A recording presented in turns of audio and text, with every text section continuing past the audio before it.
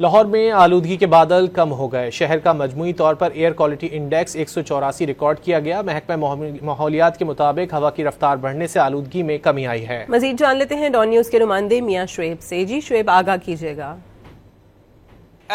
جی بالکل، لاہور شہر میں جو آلودگی ہے اس میں اب کمی آ گئی ہے، کیونکہ گزشتہ روز تیز ہوا چلنے کے ساتھ ساتھ لاہور کے جو مضافات اضلاع ہیں ان میں کچھ میں جو بارش ہوئی، جس کے بعد جو ہے وہ آلودگی جو ہے وہ کم ہوئی۔ آج جو لاہور شہر ہے وہ ٹاپ 5 کی لسٹ میں جو ہے وہ نکل گیا ہے۔